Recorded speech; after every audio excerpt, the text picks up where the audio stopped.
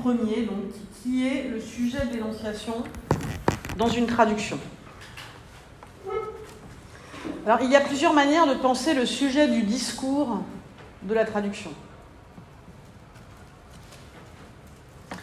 Si vous lisez Hamlet en traduction, vous avez l'impression de lire du Shakespeare. Donc, qui énonce ?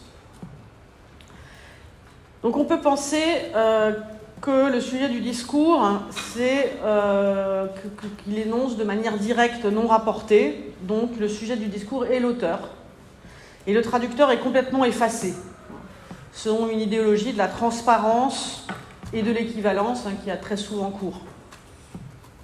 Lorsqu'on pense qu'on lit Shakespeare quand on lit Hamlet en français. Une autre manière de penser ce sujet du discours, c'est de le penser de façon indirecte ou directe rapportée. Dans ce cas, toute traduction est alors implicitement précédée par une phrase introductive du type « Dans son texte, l'auteur dit dans sa langue que… » et s'enchaîne la traduction. Donc on peut aussi imaginer comme ça que chaque fois qu'on lit une traduction, on la fait précéder de cet énoncé dans sa langue, enfin dans son texte, l'auteur dit dans sa langue que. Soit encore une troisième manière de penser le sujet de l'énonciation, c'est de penser que le discours est énoncé de façon directe par le traducteur, qui est devenu à son tour le sujet du discours, car il a su saisir son oralité. Reprenant à benveniste l'idée de sujet de l'énonciation toujours particulier derrière chaque énoncé, c'est Henri Méchonic qui a le mieux pensé l'énonciation de la traduction par le traducteur. Donc cette troisième manière de le penser. Le sujet ne peut pas être une catégorie universalisable, puisque chaque énoncé est porté par un sujet caractérisé par une situation, par une rythmique, par une oralité toujours spécifique. Or, ce qui réalise au plus haut point cette rythmique, selon Méchonic, c'est la littérature. La tâche du traducteur littéraire est alors d'entendre cette oralité, d'entendre le sujet du discours, d'occuper en quelque sorte ce sujet du discours et de le recréer, de retrouver sa continuité dans une autre langue. Alors Méchonic, notamment dans son fameux livre sur la traduction poétique du traduire de 1999, donne des méthodes pour faire cela, même si elles ne sont pas toujours faciles à appliquer. Je ne sais pas si certains d'entre vous sont familiers de ce livre, en tout cas, sa méthodologie est difficilement applicable. Mais d'un point de vue théorique, ce qui nous intéresse surtout, c'est que dans sa pensée donc, du sujet de la traduction, c'est qu'il n'y a ni délégation, comme c'est le cas dans le cas du discours indirect, ni effacement, comme c'est le cas dans le discours direct, mais substitution, donc altérisation d'un sujet par un autre sujet. Donc Méchonic s'en prend à la transparence et à l'effacement, et surtout il définit la mauvaise et la bonne traduction dans des termes qui rejoignent fortement ceux de votre programme pensé en contexte. Vous allez voir, ça résonne assez bien. J'ai lu le programme.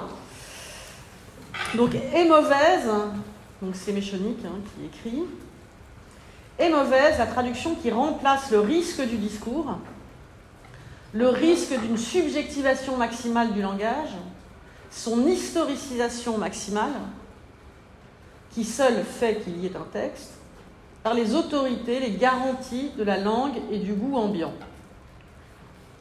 Une traduction qui remplace l'altérité par l'identité, l'historicité par l'historicisme, ce que Pézard fait de Dante, ou par la déshistoricisation, même maquillée d'archaïsme, comme Jouve sur les sonnets de Shakespeare, ou une quelconquisation de la tierce rime de Dante.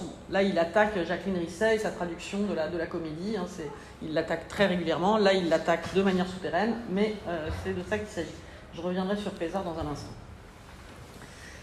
Bonne, c'est-à-dire autant littérature ou poésie qu'est l'œuvre à traduire, donc il ne parle même pas d'original, Donc, autant littérature ou poésie que l'œuvre à traduire, la traduction qui, en rapport avec la poétique du texte, invente sa propre poétique et qui remplace les solutions de la langue par les problèmes du discours, jusqu'à inventer un problème nouveau, comme l'œuvre l'invente. Une traduction qui, ayant le texte pour unité, garde l'altérité comme altérité. Elle est, avec ses moyens à elle, historicité pour historicité. Alors, je voudrais faire deux remarques. Premièrement, commenter le syntagme historicité et non historicisme. C'est-à-dire, historicité, continu et mouvement dans le temps, poursuite de l'histoire du texte dans le temps, par la traduction, et non pas retour au temps de la production. Ce que signifie être un sujet dans le langage, c'est-à-dire dans le présent de son énonciation. D'où la nécessité, pour la traductrice ou le traducteur, de produire une œuvre à son tour,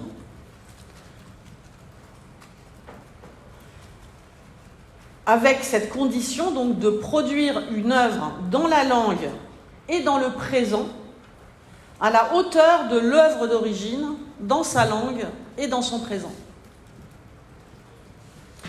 C'est évidemment l'idée développée par Méchonic après Baudelaire, que seul un poète peut traduire un poète. Bon, ça, on pourra en discuter après, j'ai beaucoup de choses à dire sur ce point, mais je passe assez vite là-dessus maintenant, et on pourra en reparler dans la discussion. Mais Méchonic laisse un point aveugle. S'agit-il d'une double énonciation? S'agit-il d'une énonciation par relais? Y a-t-il effacement de l'auteur? Aucune de ces questions ne trouve de réponse dans Poétique du traduire. Le propos sur ce point n'est pas du tout clair. D'où l'intérêt de s'arrêter sur la traduction pour penser l'énonciation en contexte. Deuxième remarque, toujours concernant le rapport entre historicité et historicisme. On peut débattre dans la distinction entre les deux. Le même exemple, c'est-à-dire la traduction de Dante par Pézard, que vous voyez ici, ce que Pézard fait de Dante, fait l'objet de considérations opposées par Gérard Genette et Henri Méchonic, à laquelle je vais ajouter une troisième considération que je présenterai à la fin. Donc on vient de voir que Méchonic en fait un modèle d'historicisme problématique. L'historicité, remplacer l'historicité par l'historicisme, ce que Pézard fait de Dante.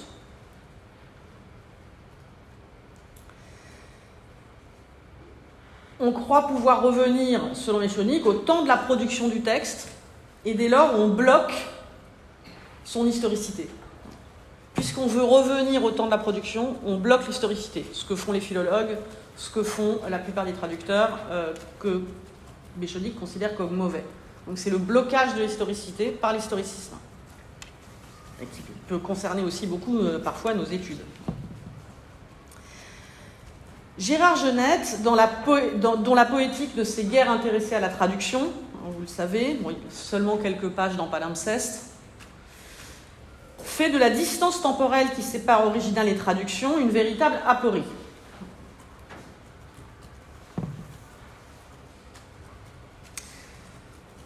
Je cite aussi un peu longuement parce que c'est intéressant de voir comment, avec le même exemple, ils disent des choses très très différentes.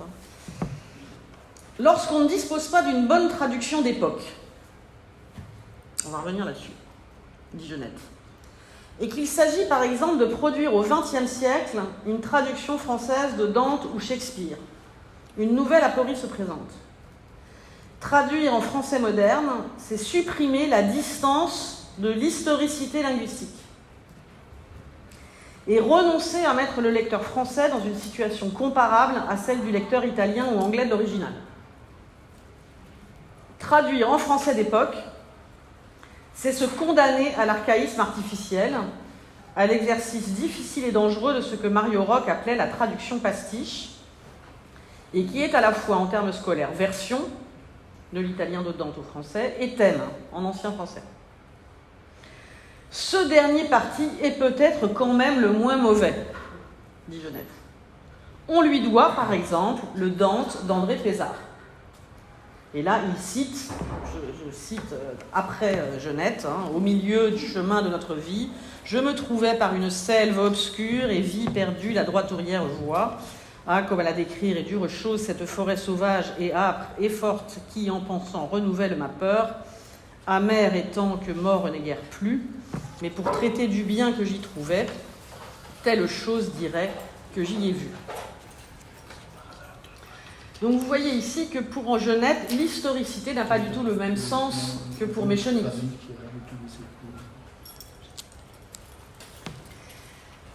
L'historicité pour Genette implique une traduction qu'on pourrait appeler nostalgique, de type nostalgique, qui inclurait toutes les dimensions de l'original, linguistique, imaginaire, etc. Mais là où on ne peut pas le suivre, c'est sur cette idée de bonne traduction d'époque. Qu'est-ce que peut vouloir dire une bonne traduction d'époque? Puisqu'on sait très bien qu'une traduction d'époque, c'est-à-dire une traduction contemporaine de l'original, n'a pas toujours toutes les caractéristiques de l'original, loin s'en faut. C'est pas parce que vous traduisez aujourd'hui un écrivain contemporain que vous allez le traduire parfaitement. Donc là, on voit que Genette n'est pas spécialiste de la traduction. Berman a bien montré que les traductions les plus littérales étaient souvent des retraductions et que les grandes traductions étaient souvent des traductions secondes. Par ailleurs, c'est selon une conception d'aujourd'hui que nous considérons les traductions littérales comme plus proches des originaux. Nous pouvons donc devenir anachroniques à force de ne pas vouloir l'être.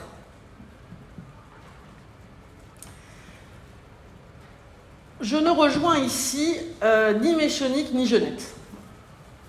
Selon moi, la force d'André Pézard traduisant Dante vient de ce qu'il fait revenir une langue française du passé, certes pleine d'archaïsmes, mais qui sont une façon d'élever aussi la prétention de la traduction à la transparence. Mais surtout, la force de la traduction de Pézard n'est pas d'être archaïque, car si elle l'était, sans doute, elle ne nous dirait plus rien. Sa force, au contraire, est d'être néologique. Sa manière d'être archaïque est néologique. Puisque Pézard invente entièrement cette langue du passé, certes en ramenant un certain nombre de mots anciens, ce qu'on appelle archaïsme, en reliant l'ancien français à l'ancien toscan, en forgeant quantité de mots nouveaux, parce qu'il y a énormément de mots qui sont inventés par Pézard, en réactivant des sens et des sons français ensevelis sous l'usage moderne. Donc, de mon point de vue, elle fait résonner le modèle dantesque, mettant en dialogue les langues et les cultures de l'espace européen médiéval, tout en donnant au poème son air de pays lointain, une atmosphère un peu de conte, en tout cas, quelque chose qui nous sépare. Ainsi, on pourrait dire que toutes les grandes traductions sont néologiques parce qu'elles réinventent le passé au présent.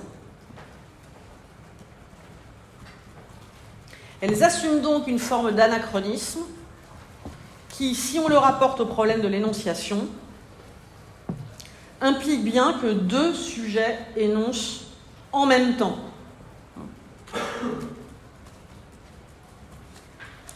Soit que ces deux sujets correspondent à deux personnes sociales, comme avec la traduction.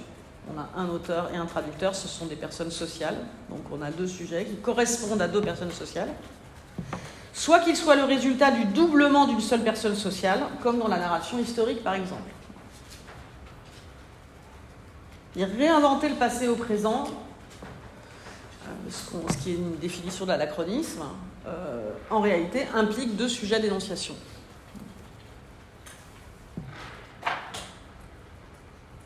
Mais qui peuvent être, je le redis, c'est important pour mon propos, deux sujets sociaux ou un seul. Pas besoin forcément de deux sujets sociaux pour avoir deux sujets d'énonciation.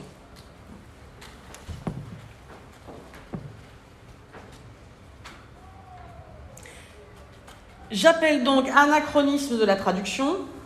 je vais le distinguer d'un autre type d'anachronisme.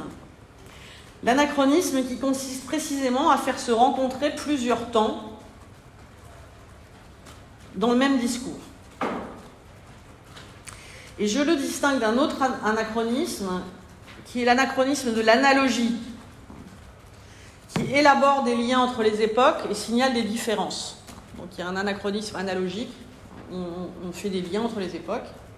Ce que j'appelle l'anachronisme de la traduction, c'est vraiment quand il y a recouvrement des deux, c'est-à-dire rencontre des deux temps dans l'énonciation. Alors ce que je voudrais montrer dans un deuxième temps de mon intervention, c'est que cet anachronisme de la traduction ne concerne pas seulement la traductologie ou la réflexion sur la traduction. Donc, je reviendrai à la fin de mon exposé sur la traductologie et la réflexion sur la traduction, mais je vais faire un détour en montrant que ce que je nomme cet anachronisme de la rencontre de temps dans le discours, ou cet anachronisme de la traduction, permet de penser la relation des récits à l'histoire, des différents rapports des récits à l'histoire. Et donc je vais commencer par prendre l'exemple du travail des historiens lorsqu'ils ont cessé de diaboliser l'anachronisme. Qui est quelque chose de bien connu, mais qui va me permettre de montrer comment, me semble-t-il, cette idée d'anachronisme de la traduction est opératoire pour penser ce qui se passe dans l'énonciation.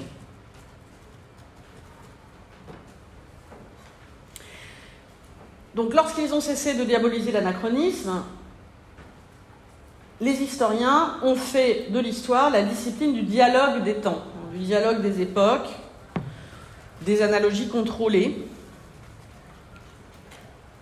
Et en faisant cela, ils ont évidemment très fortement renforcé la situation de leur position. Le lieu et le temps dans lequel ils parlent, où elles parlent. Et surtout, ils ont reconnu que leur relation au passé ne se faisait pas hors du temps, ce qui produisait en réalité un formidable anachronisme par achronie. C'est un anachronisme sans doute encore plus grand, mais inconscient, l'achronie. Mais pour renforcer cette position du lieu et du temps dans lequel il ou elle parle, ils se sont rapprochés de la littérature et ont étendu la sphère de leur autorité singulière, leur autorité d'auteur, puisque leur énonciation est devenue sinon aussi importante que leur énoncé, du moins fermement imposée. C'est-à-dire que c'est ce qui a basculé dans la narration historique, c'est l'imposition de l'énonciation au moins aussi importante, ou en tout cas très importante, par rapport à l'énoncé. D'où la collaboration évidente entre les domaines et la tentation de la fiction qui se manifeste explicitement chez un certain nombre d'historiens contemporains. Ce que montre par exemple l'ouverture de l'histoire mondiale de la France, donc de 2017, sous la direction de Patrick Boucheron, c'est que le discours historique partage désormais ou emprunte un certain nombre d'outils à la discipline littéraire. Le discours est celui de la fragmentation, du pluriel, de la diversité. Ce sont des mots que j'ai relevés de l'ouverture de l'histoire. Récit rassemblé, narration, intrigue, histoire, au pluriel. Le refus du grand récit conduit à opposer l'histoire et les histoires, ce qui, évidemment, amène vers la littérature. Il s'agit de reconfigurer le point de vue en assumant l'idée que tout récit implique une part de subjectivité et une part de fiction. Il s'agit aussi de montrer, c'est ce que la deuxième citation, la manière dont le passé se fait et se défait sans cesse au travail de l'histoire. Le passé se fait et se défait sans cesse au travail de l'histoire. Il faut ainsi débarrasser la mémoire de ses savoirs bien rangés et de son ordre, Déplacer centre et périphérie, un des enjeux du postcolonial repris du point de vue du mondial. Défamiliariser. Donc, ce qui est intéressant dans cette histoire, c'est qu'elle conserve le règlement des dates, un règlement du temps par les dates, mais en changeant ces dates par rapport au récit habituel, donc en inscrivant une forme de contretemps dans l'histoire de France, mais un contretemps qui est inscrit, dont on sait bien que c'est un contretemps dans le récit de l'histoire.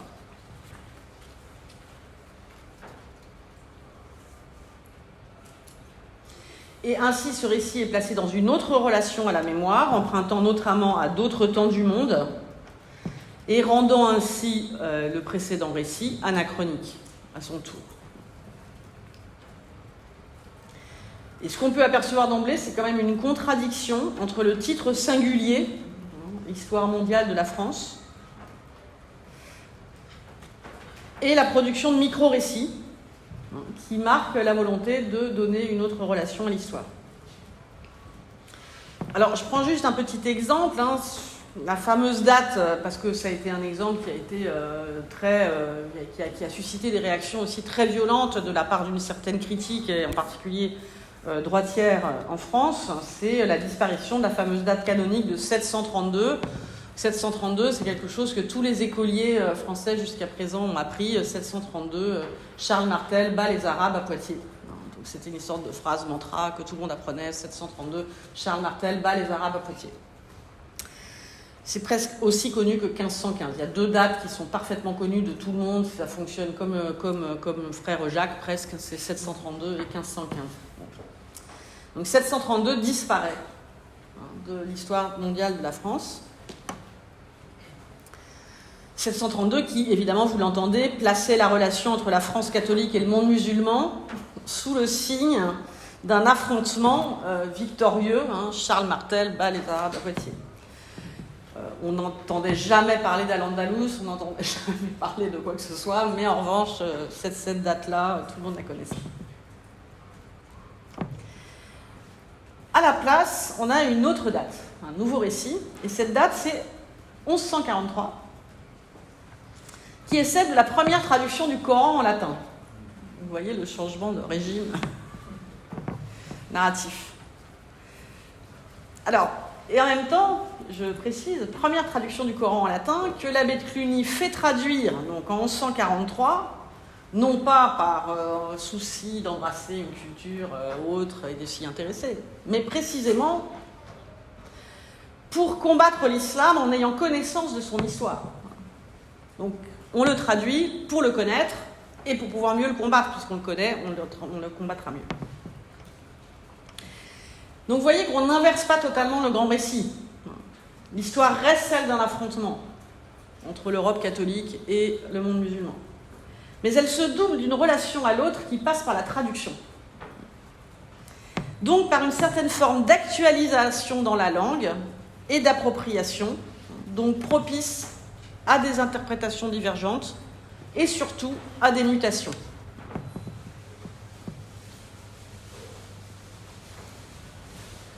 Alors ces écarts, donc là je vous en ai mentionné qu'un, mais on pourrait travailler sur d'autres. Ces écarts, et celui-là m'intéresse particulièrement parce qu'on substitue une sorte de fait guerrier, polémique avec une histoire de traduction, dont j'ai montré aussi dans mon livre comment elle pouvait prendre part à une polémique générale. Ces écarts sont-ils à proprement parler des anachronismes ? Alors je dirais oui pour deux raisons. D'abord parce que ils naissent de la rencontre de plusieurs temps, rythmes et histoires du monde.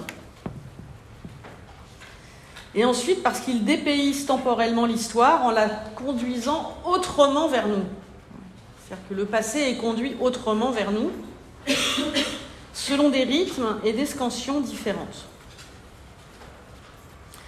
Donc le mondial de l'histoire mondiale n'est pas seulement un changement d'échelle dans l'espace, évidemment, pas seulement un changement d'échelle dans l'espace, la mondialisation, mais aussi un changement d'échelle dans le temps, qui est évidemment une des puissances qu'offre l'anachronisme.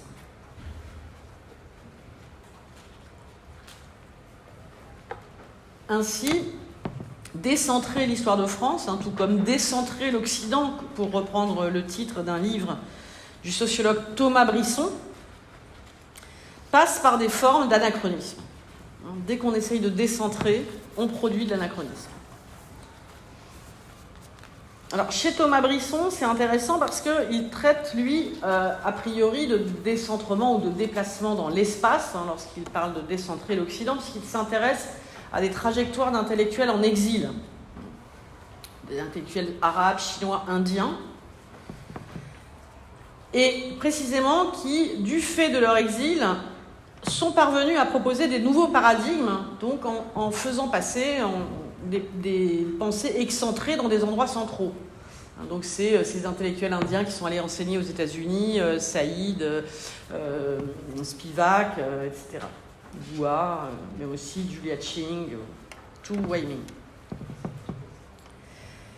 Et ce qu'il montre bien, c'est que cet exil dans l'espace, a priori, quand on pense exil, on pense géographie, est aussi la mise en confrontation de deux temps différents, de deux mémoires du monde, de deux situations différentes du sujet dans son histoire.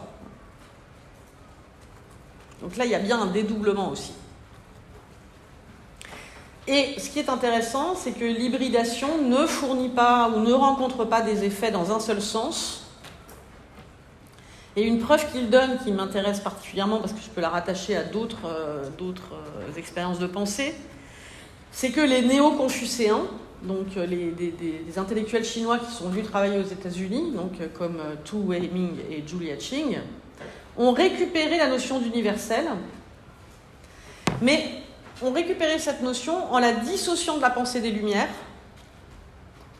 pour la relier à un autre temps de la pensée. Donc, on peut récupérer une notion en ne la rattachant plus donc à son temps de production, mais à un autre temps de la pensée. Et on remarque exactement le même phénomène avec la reprise de cette notion par Souleymane Bachir Diagne dans En quête d'Afrique, lorsqu'il parle de l'universel latéral, qui lui aussi anachronise la notion d'universel. Alors c'est particulièrement intéressant parce que l'universel, c'est ce qui paraît hors temps, c'est le concept par excellence, on n'a pas l'impression qu'on peut le temporaliser particulièrement. Eh bien si. Et donc cet universel latéral, qui le distingue d'un universel de surplomb, donc il reprend l'expression à Merleau-Ponty, est l'équivalent, selon Diagne, de la traduction, de ce qu'il appelle l'universel de la traduction. Un universel de décentrement. Voilà pourquoi j'insiste sur le pluriel des langues, certes, mais en même temps sur le fait qu'entre elles s'effectue toujours la traduction.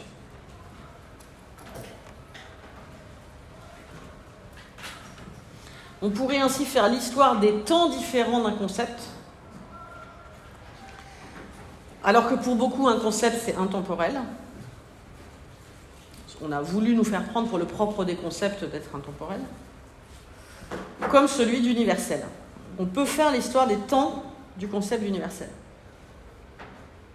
Là, les positions antagonistes se retrouvent coincées dans leur frontalité. Les universalistes sont amenés à avoir une certaine considération pour une investigation étendue de la notion d'universel. Et à l'autre bord, les relativistes sont enjoints à sortir de leur culturalisme ou leur culturalocentrisme pour que le propre de la pensée de ces cultures puisse se généraliser et devenir un horizon pour tous, ou du moins pour beaucoup. Parce que la généralisation, ce que peut signifier généralisation. Il y aurait ainsi un contretemps possible de ce qui est apparu longtemps comme hors du temps, le concept d'universel, dans la réappropriation par un temps ancien, multiséculaire, des investissements neufs de la notion. Cette opération implique la traduction comme processus majeur d'anachronisation. Traduire, retraduire, c'est toujours déplacer les mots et les œuvres dans d'autres espaces-temps. Et l'actualisation n'en résulte pas toujours. Alors, l'actualisation, ça me paraît important parce que l'actualisation, C'est ce qui fait disparaître l'anachronisme comme anachronisme. Quand on parle d'actualisation, on ne prend plus en compte l'anachronisme. L'anachronisme a disparu, on a actualisé. Et il me semble qu'il faut maintenir, il ne faut pas faire disparaître l'anachronisme, mais penser justement sa force anachronique. Il y a toujours un écart entre l'original et le traduit. Et c'est tout l'intérêt théorique de la pensée de la traduction, que la rencontre des temps ne marche pas toujours et que l'anachronisme subsiste. Alors, il n'est pas toujours productif, mais il peut l'être. L'important, c'est de penser qu'il subsiste.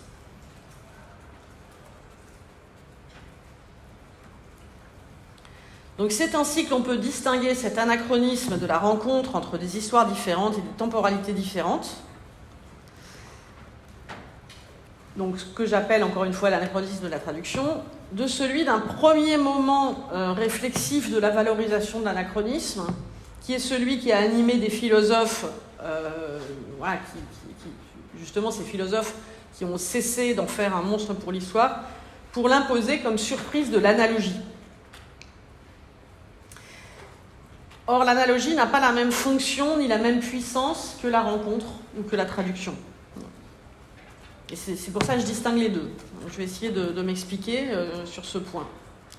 Pourquoi l'anachronisme de l'analogie n'est pas le même que l'anachronisme de la traduction, du transport des temps l'un dans l'autre. Alors certes, l'effet de surprise qui consiste à rapprocher deux temps différents est productif, souvent créateur, mais moins heuristique, de mon point de vue, que l'anachronisme de la rencontre ou de la traduction. Il est d'ailleurs frappant qu'un certain nombre de défenseurs de l'anachronisme, les premiers défenseurs de l'anachronisme en histoire, comme Nicole Laureau, Jacques Rancière, préfèrent le terme d'anachronie.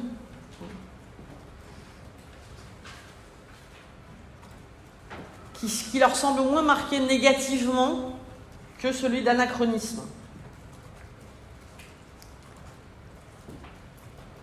Mais dans tous les cas, il s'agit de montrer des liens, de montrer des correspondances entre des époques, dans le souci bien sûr de récuser l'idée d'une humanité immuable, mais en mettant en évidence aussi des différences, des distorsions. Cette conception du récit d'histoire, qui concerne à la fois l'écriture littéraire et l'écriture historienne, ne prend pas la même forme chez les écrivains et les historiens. Lorsque les historiens valorisent l'anachronisme, c'est encore dans l'idée d'élaborer des liens ou de marquer des différences.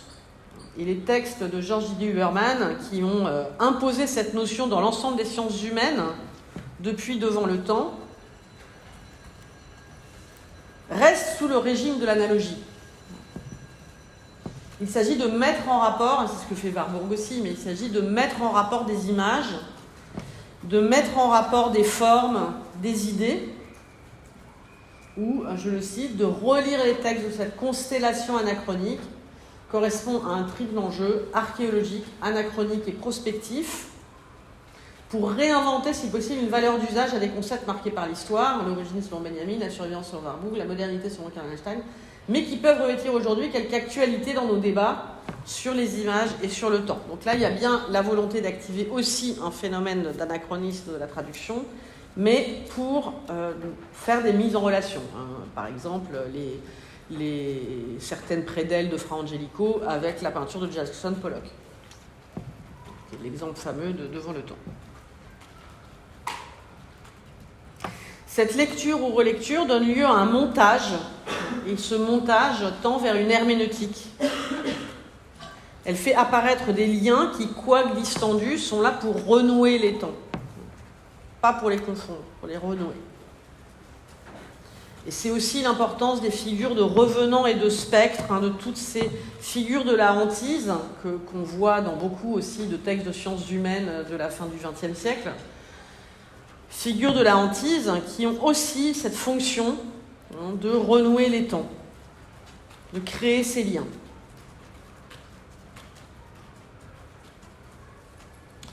Même la pensée de la trace chez Carlo Ginzburg a cette fonction, hein, cette idée, cette manière de renouer de retrouver le fil. Hein, d'ailleurs, la métaphore du fil existe chez Ginzburg, hein, retrouver le fil, tisser un fil entre les époques, et pour se donner encore la possibilité d'un récit progressif, d'un récit continu. Cet anachronisme productif de récit,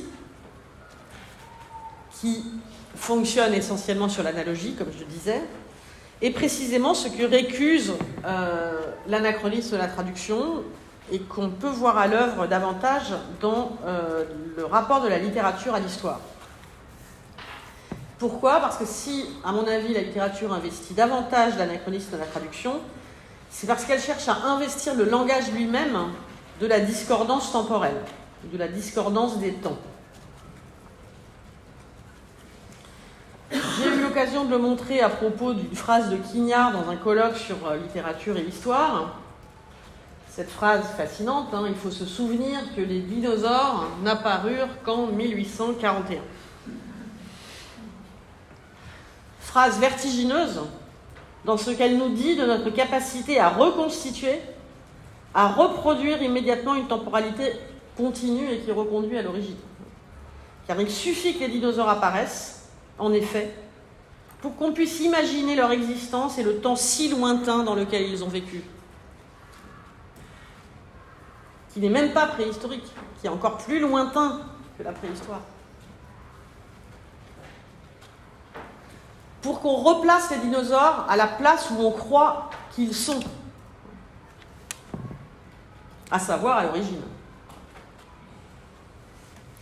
Ce à quoi invite Quignard dans cette phrase, c'est à dépasser notre pulsion narrative pour vivre à chaque fois le passé que l'on rencontre comme neuf. Tout passé que l'on rencontre est neuf. Et c'est ce qu'il résume sous le terme de jadis, dont il fait un usage proprement néologique et dont il donne toujours la même définition. Enfin, il en donne plein de définitions, mais le jadis, c'est le passé comme présent neuf. Il invente même le verbe jadir.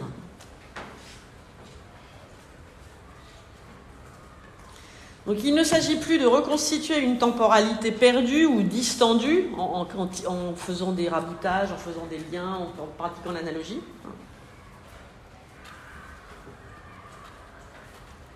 Mais de se laisser surprendre par l'arrachement au temps que suppose soit l'anachronisme, soit l'hétérochronie, la désynchronie, ou toutes ces formes de contretemps qui montrent le caractère explosif et non directionnel du temps.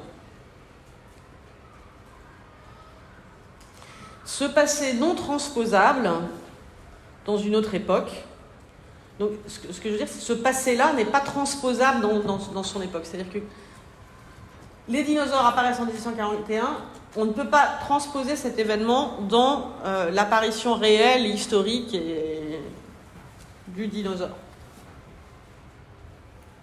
Même son nom. Donc ce passé non transposable dans une autre époque est absolument défamiliarisant. Il ne peut qu'être traduit, c'est-à-dire approprié, transformé, déplacé, laissant voir une part de son étrangeté. C'est ainsi que le problème de l'histoire est d'être souvent incompréhensible, ce dont la littérature cherche à rendre compte. Sa relation à l'histoire veut parfois quitter entièrement le modèle du récit, a fortiori du grand récit, auquel elle a pourtant fourni bien des figures et des modèles, pour montrer uniquement des failles, des ruptures, des points de bascule, où le langage est impuissant à dire l'événement dans le temps, et où, dès lors, il faut traduire le contretemps.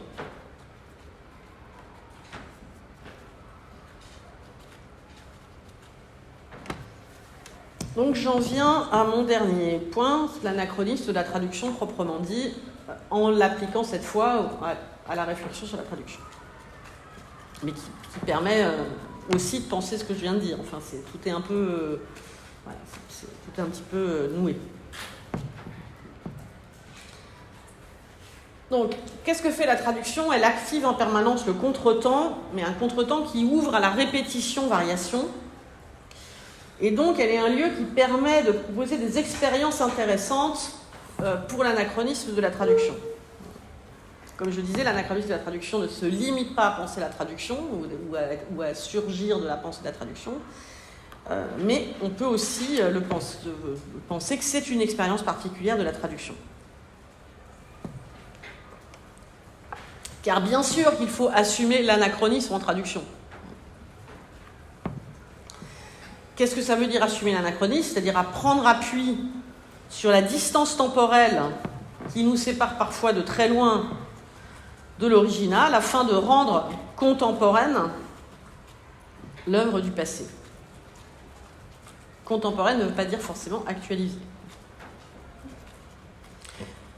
De ce fait, par exemple, on peut recourir aux ressources de la littérature contemporaine où se lie l'historicité de la langue, précisément.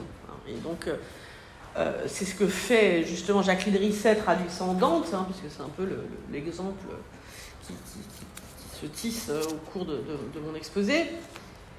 La préface à la traduction de l'Enfer de Dante par Jacqueline Risset précise qu'on peut enfin lire Dante en français parce qu'on a eu Antonin Artaud ou Solers, etc. C'est-à-dire qu'elle prend appui sur des expérimentations linguistiques et littéraires de son époque, ou immédiatement précédente, pour rendre la possibilité, n'en déplaise à Méchonic, de traduire Dante en français. Donc là encore, il s'agit d'un anachronisme assumé où la traduction refuse de se rendre transparente.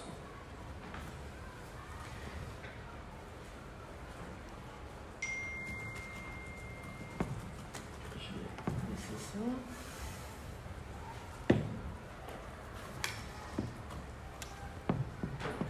Au point même qu'on pourrait considérer que c'est la traduction ou les traductions successives qui réinventent l'original. Alors, c'est une partie de la thèse de Karen Emmerich dans Literary Translation and the Making of Originals, qui remet en cause l'idée que lorsqu'on retraduit, c'est le même texte qu'on retraduit. Et je suis entièrement d'accord avec elle, je vais même parfois même plus loin en disant que la traduction, c'est très souvent la traduction qui invente l'original, parce qu'elle part d'abord de considérations assez matérielles et, je dirais, objectives, en disant que beaucoup de textes font l'objet d'éditions différentes, même la considération d'exemplaires différents rend toute traduction une traduction d'un texte un peu différent. Donc au départ, elle part de considérations matérielles, puisqu'un texte peut connaître d'importantes variantes. On peut prendre l'exemple de Beckett, par exemple. Évidemment, Beckett, vous savez, il s'auto-traduisait du français à l'anglais et de l'anglais au français. Mais quand on traduit en polonais, par exemple, on traduit quelle version, et qu'on traduise de l'anglais ou du français, évidemment, on ne traduit pas depuis le même texte. J'avais fait travailler un petit groupe d'étudiants étrangers justement sur le cas des traductions de Beckett. Alors, il y a des cas absolument exceptionnels, par exemple, en Russie, à Saint-Pétersbourg, on le traduit de l'anglais, et à Moscou, on le traduit du français. Bon. Donc vous avez comme ça à votre disposition quantité de Beckett qui sont traduits à partir d'originaux différents. Vous avez des expériences dans certaines langues où la traductrice ou le traducteur choisit de traduire à partir des deux versions, et donc de mettre en note des variantes qui seraient celles de l'autotraduction beckettienne dans la langue d'arrivée. Donc voilà. Donc là, on a un exemple évidemment tout à fait singulier de l'absence d'original, si vous voulez. Mais cette absence d'original, on peut la repérer dans beaucoup d'autres cas. Enfin, en tout cas, l'absence d'un original stable. C'est-à-dire que c'est un mythe, l'idée qu'il y a un original stable. Et c'est ce que dit ici Emmerich. Nous reconnaissons bien qu'une œuvre littéraire peut donner lieu à de multiples traductions. Mais nous avons plus de difficultés à admettre qu'une traductrice ou un traducteur puisse, au cours de son travail, devoir négocier avec l'existence de plusieurs textes de cette œuvre, ou même à se confronter à des opérations éditoriales ou philologiques, on pourrait dire, qui produisent un original nouveau.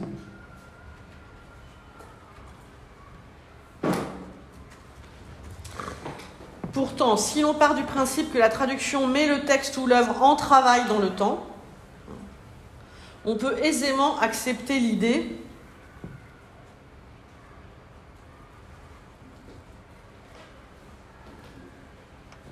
qu'elle modifie d'autant, que toutes les traductions modifient d'autant le texte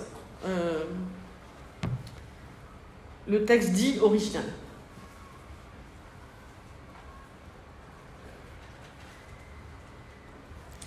Alors je voudrais en venir à une petite expérience ou une petite expérimentation sur jusqu'où on peut accepter de modifier ce texte. C'est-à-dire que jusqu'à présent, je suis restée assez théorique et abstraite, mais si on admet l'anachronisme de la traduction comme pouvant avoir un effet de pensée ou un effet politique, eh bien, jusqu'où est-ce qu'on peut modifier le texte par la traduction ?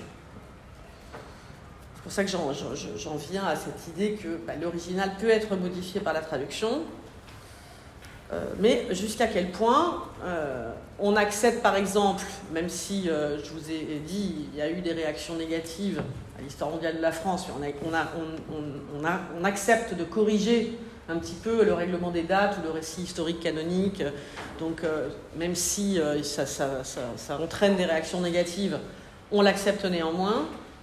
On accepte aussi que la traduction anachronise une œuvre en l'adaptant d'une certaine manière à la langue du temps de sa production. Mais jusqu'à quel point est-ce qu'on peut modifier l'original et adapter, par exemple, une œuvre aux valeurs d'une époque. Alors, vous allez me dire, la langue, c'est une valeur. Oui, ça, c'est sûr, c'est une valeur. Mais par exemple, aux valeurs politico-morales.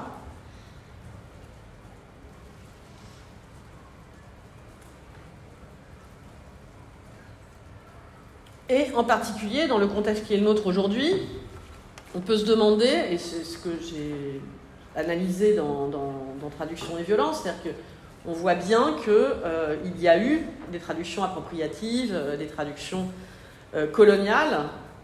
Est-ce qu'aujourd'hui, en vertu de notre changement de valeur par rapport à ça, on peut admettre l'idée qu'on produise des traductions décoloniales ?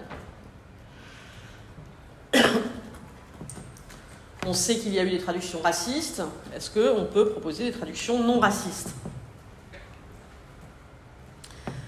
Beaucoup de traductions ont effacé les femmes. Est-ce qu'on peut proposer des traductions qui les remettent au centre ? Alors tout cela a déjà été étudié, et en particulier le rôle de la traduction coloniale dans l'engloutissement et le remplacement des cultures, que ce soit en Inde, au Maghreb, un peu partout. Donc il y a eu beaucoup d'études sur la traduction coloniale, dont je m'inspire aussi pour penser les rapports entre violence et traduction.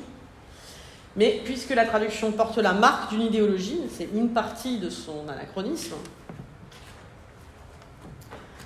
eh bien, jusqu'où peut-on assumer d'aller ? Parce que beaucoup des traductions coloniales, elles n'assumaient pas de l'être. Or, si on veut proposer une traduction décoloniale, par exemple, ce que font les traductions féministes, je vais y venir dans un instant, eh bien, il faut l'assumer. Et c'est peut-être ça la difficulté. En fait, vous allez voir, le problème n'est pas forcément de déformer le texte dans la traduction. Le problème, c'est d'assumer de le faire. Et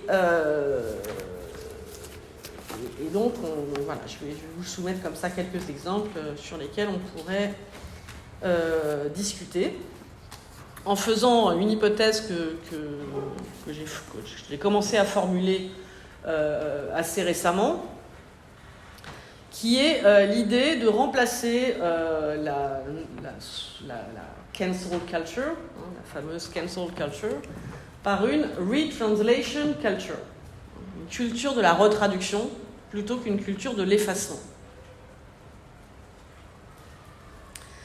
Alors la traduction féministe, c'est la traduction féministe qui a commencé à faire ça, depuis un certain temps.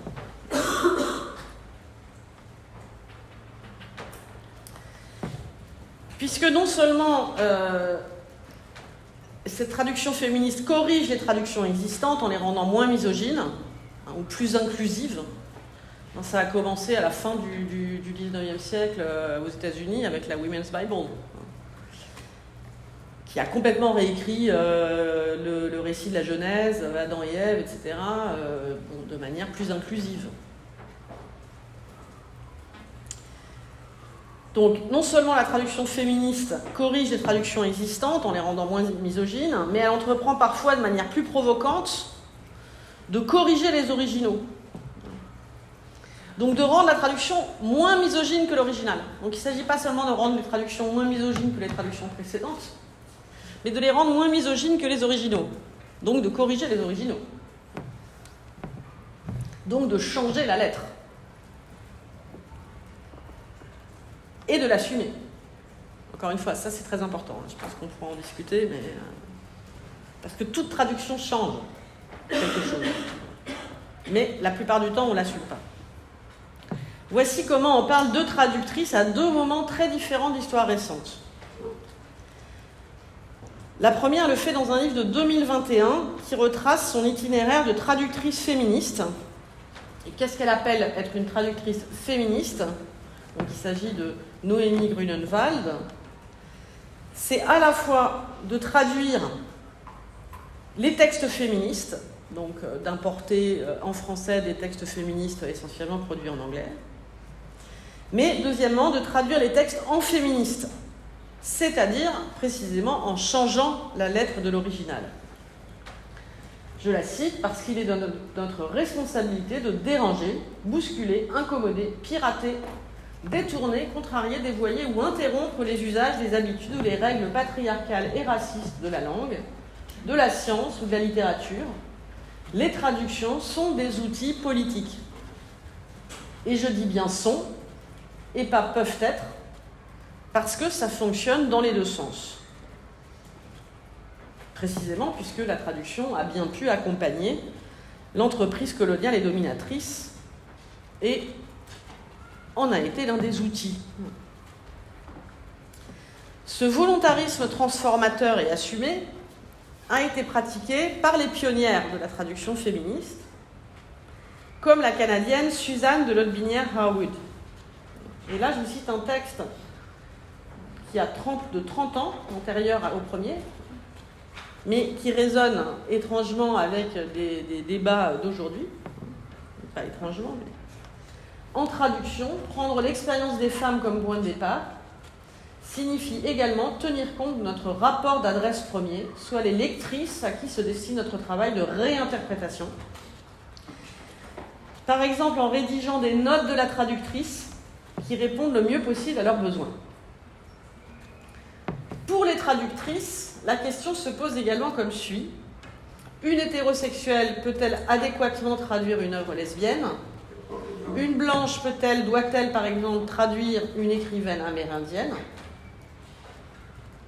Ce début est d'une plus grande actualité, donc on est en 1991, depuis que le mouvement féministe blanc de culture chrétienne, bourgeois et occidentale a commencé à prendre conscience de ses préjugés, qui incluent le racisme, l'antisémitisme et l'homophobie, de même que ceux fondés sur la classe, le niveau d'éducation, l'âge et la capacité physique. Donc cette phrase est évidemment, c'est aussi pour ça que je l'ai relevée, en résonance avec les débats d'aujourd'hui sur le décolonial ou sur ce qu'on appelle le wokisme, qui ne sont donc pas une conscience ou un phénomène nouveau. On essaye de nous faire croire dans les journaux que c'est un truc qui nous arrive il y a 2 ans des États-Unis. C'est pas vrai. Et le débat qu'il y a eu un peu partout en Europe, il y a 2 ans autour de la traduction de la poétesse afro-américaine Amanda Gorman, entre en écho direct avec ce propos donc, de 1991. De la même manière, on peut tenter de rendre une traduction moins raciste, au risque de changer l'original. Dans un texte que j'ai intitulé, donc là je reprends un exemple, un exemple que j'ai pris dans un article que j'ai déjà publié, mais je le prends parce qu'il est très intéressant par rapport à la discussion sur l'anachronisme que je mène ici avec vous, devant vous. Donc j'ai déjà publié un texte qui s'appelle « Qu'est-ce qu'une traduction raciste ?» Alors dans ce texte, je parle d'abord des traductions racistes, parce qu'il y a eu des traductions plus racistes que les originaux. On peut en relever plein dans l'histoire, donc là je ne parle pas du tout de ça. Mais dans un deuxième temps de l'article, j'essaye de dire qu'est-ce que ce serait une traduction non raciste ou moins raciste. Et là j'ai pris un exemple que je vais reprendre ici, parce qu'il il montre qu'on a beaucoup qu'on va souvent trop vite et qu'on a beaucoup d'idées reçues. Donc, pour le rattacher à notre réflexion d'aujourd'hui, évidemment, si on part du principe que la traduction met l'œuvre en travail dans le temps, c'est ce qu'on appellerait l'historicité et anachronisme de la traduction, on peut aisément accepter l'idée que l'on puisse prendre acte dans sa version de la modification des valeurs dans le temps. Et c'est pour ça que je parle d'assumer, je parle de valeur, parce que là, on entre dans une dimension morale de la réflexion. Et c'est celle qu'on a le plus de mal à conduire jusqu'au bout.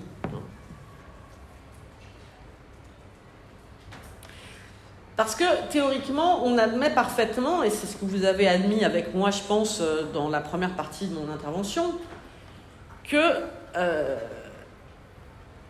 le passé est voué à être repris et modifié dans le présent. Donc ça, on accepte ça très bien. Quand on dit ça comme ça, tout le monde est d'accord. Alors, je vais prendre deux exemples.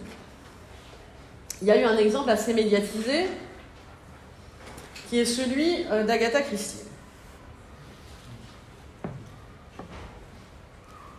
Alors, dans ce cas, c'est pas tellement compliqué parce qu'en fait, c'est assez terminologique. Puisque l'intrigue de Ils étaient 10 n'implique pas directement la discrimination des Noirs, contrairement à d'autres textes dont on va parler après. Or, quand le titre a été changé, en 2020 seulement, en France, il y a eu beaucoup de réactions, et beaucoup de réactions négatives, beaucoup d'indignation, parce que cette modification était faite selon, par exemple, un historien du livre comme Jean-Yves Mollier, au nom du politiquement correct. Mais c'était oublié que la traduction était en l'occurrence bien en retard sur l'original. Et donc là, on a un cadre quand même très intéressant. Bien en retard sur l'original, qui avait déjà bougé plusieurs fois dans sa langue d'origine. Le livre a en effet paru pour la première fois en 1939 au Royaume-Uni, sous son premier titre, 1939, donc Grande-Bretagne.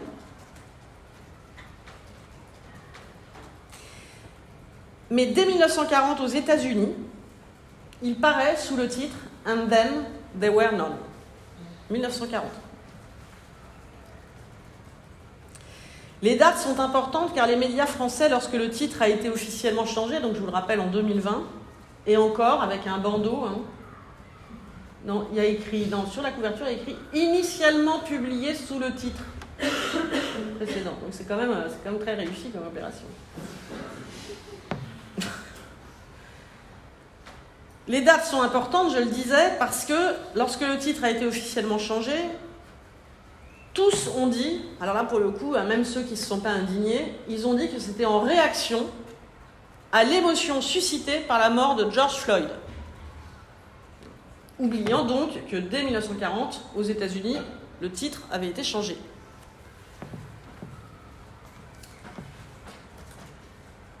Et, je le précise, dans le reste du monde anglophone, où circule la version dite originale du roman, le titre a été changé progressivement. Donc en Grande-Bretagne, c'est en 1985 que le titre « And Then There Were None » a été imposé, et en 1986 en Australie.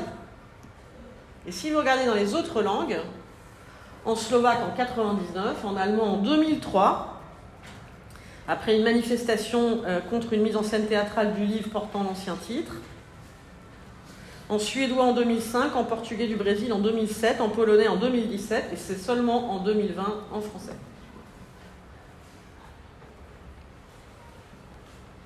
Et l'Estate d'Agatha Christie a indiqué que le titre et l'édition à partir desquels devaient se faire les nouvelles traductions du livre étaient « And then they were known ». Donc on voit bien dans cet exemple que la traduction française était nettement plus raciste que l'original, qui s'était modifié littéralement dans le temps.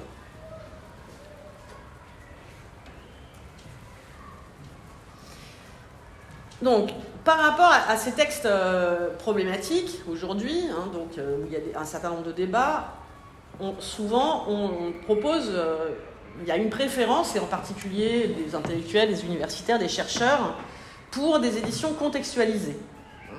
On fait des éditions avec des notes, on explique le contexte, etc.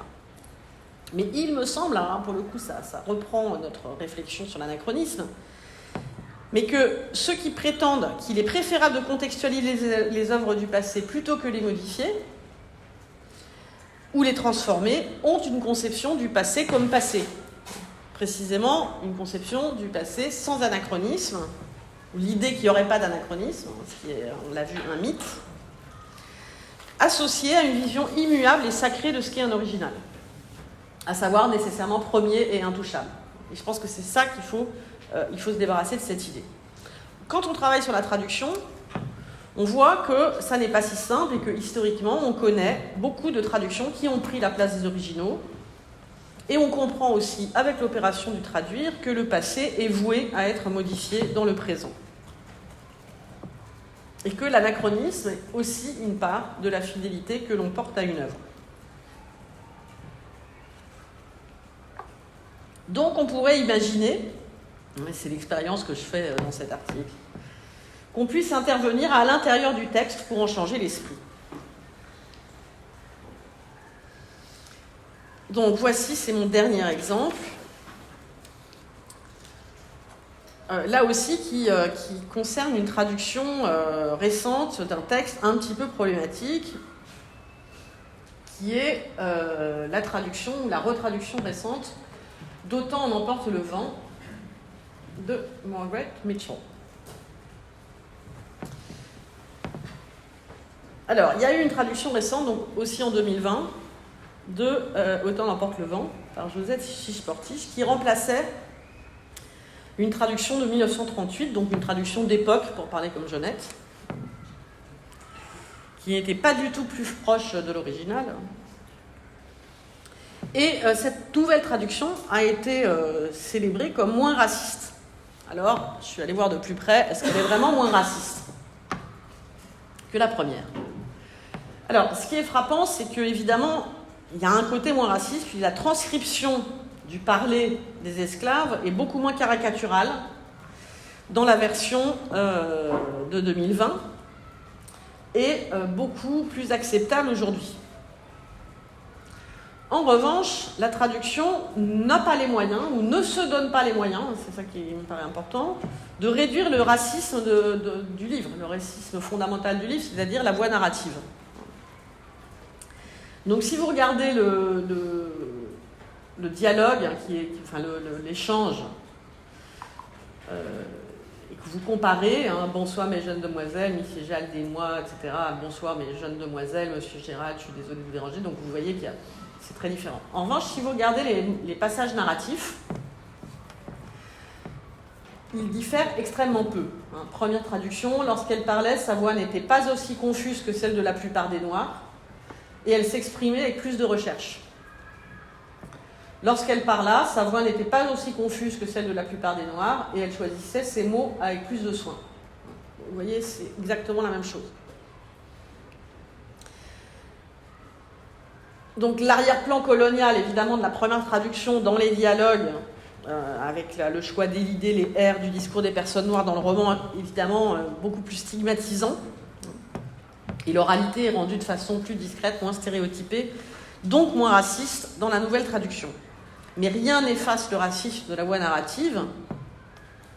La généralisation initiale, qui attribue à la plupart des Noirs des propos confus, est un préjugé qui évidemment ne repose sur aucun fondement, ni pour l'époque de la diégèse, ni encore moins pour l'époque où le livre a été écrit.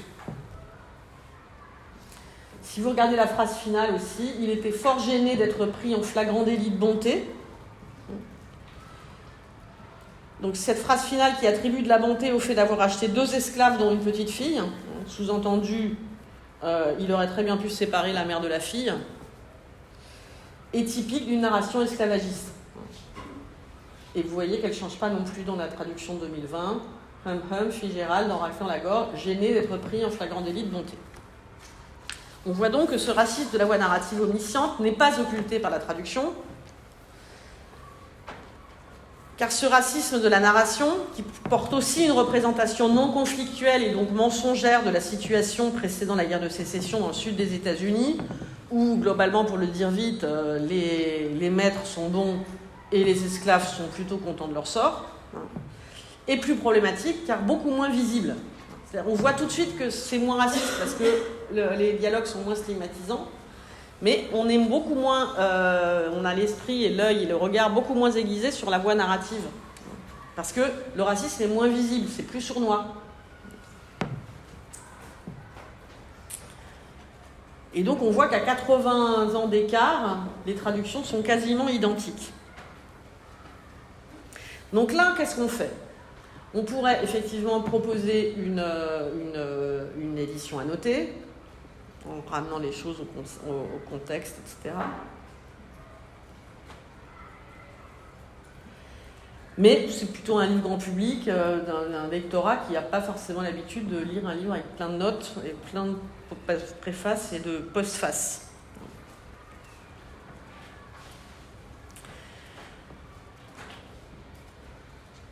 Alors, il y a une deuxième solution, c'est évidemment de corriger l'œuvre.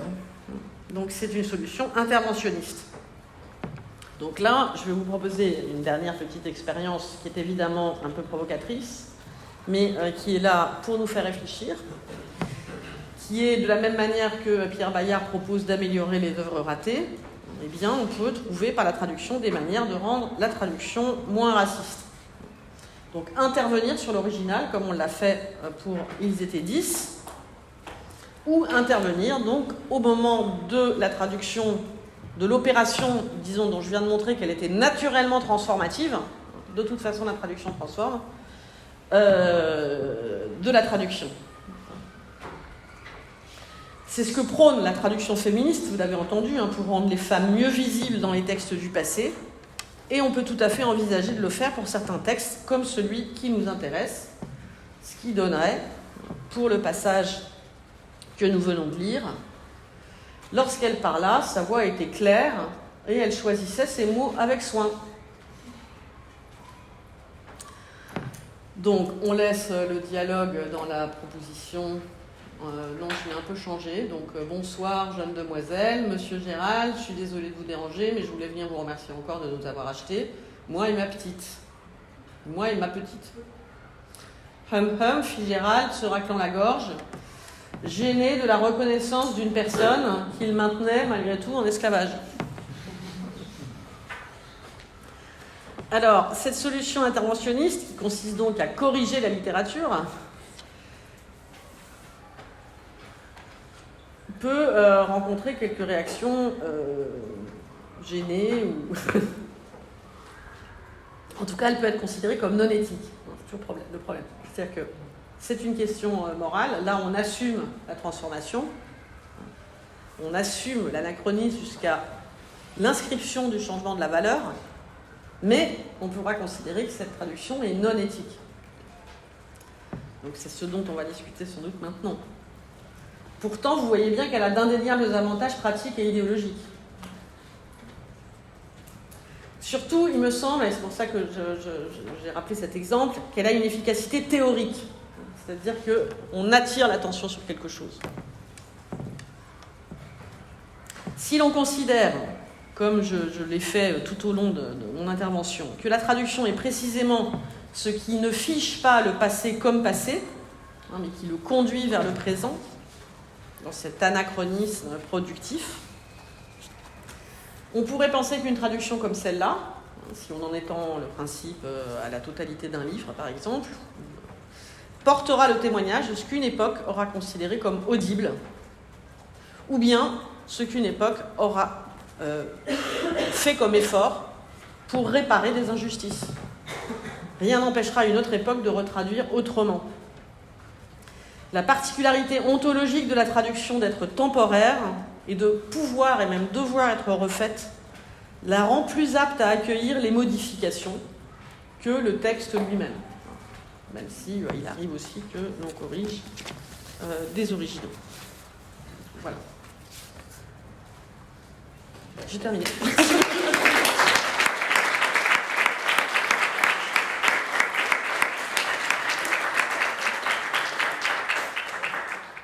Merci beaucoup, Kevin, pour cette très belle conférence qui termine sur une note volontairement un peu provocante qui donnera matière à discussion. C'était aussi parfaitement, effectivement, dans le thème du séminaire. Là, je pense qu'on ne pouvait pas mieux rejoindre ce qu'on avait pensé en imaginant le séminaire. J'ai aussi bien noté qu'il fallait jeter ma traduction dedans de Risset au feu, parce que honte à moi, je l'utilise toujours.